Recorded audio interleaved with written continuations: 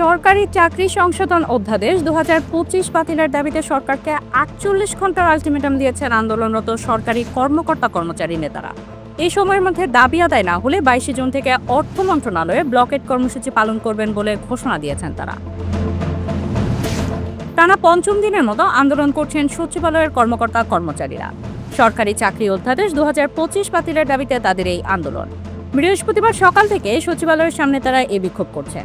এ সময় আমার সোনার বাংলায় বৈষম্যের ঠাঁই নেই, জেগেছে রে জেগেছে, সচিবালয়ে জেগেছে, মানি না মানব না, ফ্যাসিবাদী কালোয়াই, ফ্যাসিবাদের দালালেরা হুঁশিয়ার সাবধান, এমন নানা স্লোগান দেন বিক্ষোভকারীরা। 2018 সালে সরকারি চাকরি আইন সংশোধনে অধ্যাদেশের খসড়া নিয়ে আপত্তি জানিয়ে আসছিলেন বিভিন্ন পর্যায়ের কর্মকর্তা কর্মচারীরা। এই জন্য তারা আন্দোলনে নামেন। কর্মচারীদের আন্দোলনের মধ্যে 25 মে রাতে অধ্যাদেশ জারি করে সরকার। অধ্যাদেশ অনুযায়ী 4 ধরনের শৃঙ্খলা ভঙ্গের অপরাধের জন্য বিভাগীয় মামলা ছাড়াই শুধু কারণ দর্শানোর নোটিশ দিয়ে চাকরিচ্যুত করা যাবে।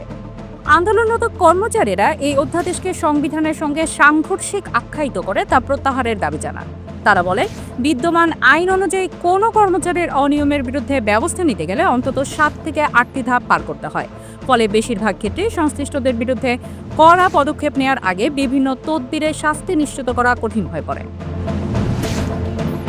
অধ্যাদেশ বাতিলের দাবিতে সর্বশেষ ঈদের ছুটির আগে 3 জুন পর্যন্ত সচিবালয়ে বিক্ষোভ করেছেন কর্মচারীরা। চাকরি অধ্যাদেশ বাতিলের দাবিতে সরকারের 7 উপদেষ্টাকে স্মারকলিপিও দিয়েছেন তারা। 15 জুনের মধ্যে চাকরি অধ্যাদেশ বাতিল না করলে 16 জুন থেকে কঠোর আন্দোলন কর্মসূচি ঘোষণার হুমকিও দিয়েছিলেন কর্মচারী নেতারা।